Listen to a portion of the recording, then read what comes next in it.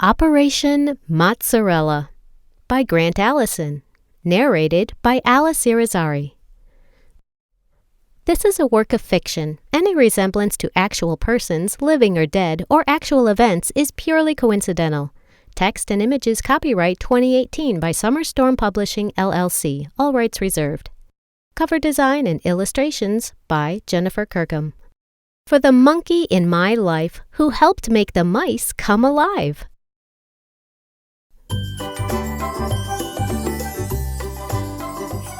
Once upon a time, 2 field mice lived in a big, drafty farmhouse. Their names were Pipsqueak and Cheesepuff. They spent their time eating all the crumbs that the children of the house always dropped on the kitchen floor.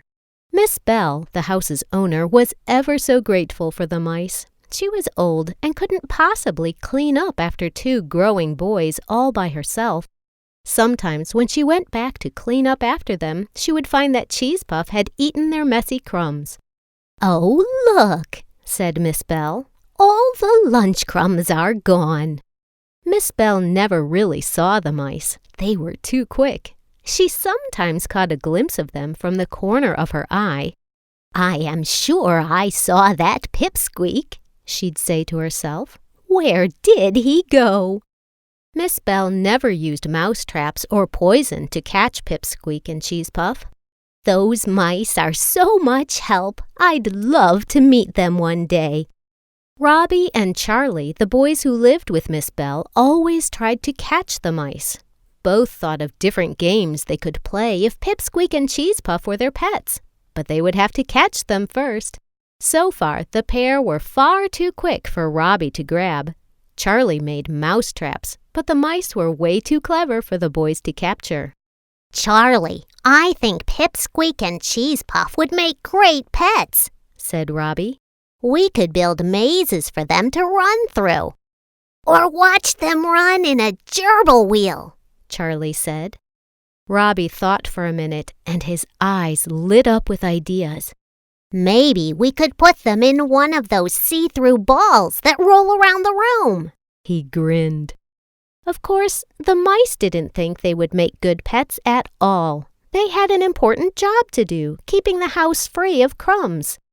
"I have very important things to do," said Cheesepuff. "I do not run on gerbil wheels." "We must help Miss Bell," said Pipsqueak, "and keep the house free of crumbs." Both mice ran back to their mouse holes, shivering at the thought of the boys' plans. Pets, indeed. They were very important mice. The other occupant of the house, Ebony the cat, also spent her time thinking up ways to catch Pipsqueak and Cheesepuff. "It will be dinner time soon," Ebony thought, smacking her lips. "Those mice would be perfect snacks to go with my pampered kitty fish steaks." She lumbered to her feet and crept around the corner. "I will catch those pesky mice. They won't get away from me this time." Of course, Ebony was actually an overweight tabby cat who was much too large to do any sneaking. This time, Pipsqueak and Cheesepuff heard her. But what about next time? Noticing there were no mice when she looked around the corner, Ebony decided, "Maybe I will go take a nap." She waddled off to get her beauty sleep in a patch of sunlight in front of her favorite window. "Tomorrow," she thought, "tomorrow I will catch those mice." Curled up on one of the soft pillows Miss Bell put in front of the garden window, Ebony was soon fast asleep. In her dreams, she stalked the mice quietly, like a lion in the savannah hunting a gazelle. She made a tasty meal out of Pipsqueak and Cheesepuff. Oh no! One day, Pipsqueak and Cheesepuff finally had enough of Ebony and the 2 boys' clumsy attempts to catch them. They decided to teach the cat and the boys a lesson and snuck away to come up with a plan. As mice who dreamed of living the life of spies, they called their plan Operation Mozarella. During this mission, they planned to tie a bell around Ebony's neck while she was sleeping so they would always hear her coming. Mice are always collecting random things. Look what I found, said Pipsqueak, excited as he went through the supplies in their mouse hole in the wall. He eagerly pulled out one of Miss Bell's silver fairy bells that he had found under a table in the kitchen. That's perfect, said Cheese Puff as he waved a loose ribbon he'd scavenged from the bathroom in Pipsqueak's direction. That very night, while Ebony was fast asleep and dreaming of caviar and milk, the mice crept up to her round, snoring form. Breathed Ebony as she dreamed of catching 2 fat little mice. Help me tie this, whispered Cheese Puff. He and Pipsqueak slipped the red ribbon with the silver bell around her neck. Nervously, Pipsqueak whispered, Don't let the bell make a sound, or Ebony will catch us. Once Cheese Puff was satisfied that the knot would not come loose, they scampered back to their mouse hole to get some much-needed sleep. Never again will Ebony be able to sneak up on us, the mice cheered as they celebrated with some cake crumbs and a fat slice of forgotten cheese. Then they fell fast asleep. The next morning, the 2 mice woke up to success.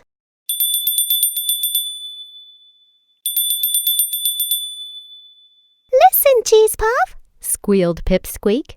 I can hear Ebony. The mice were thrilled that the first part of Operation Mozarella had worked so well.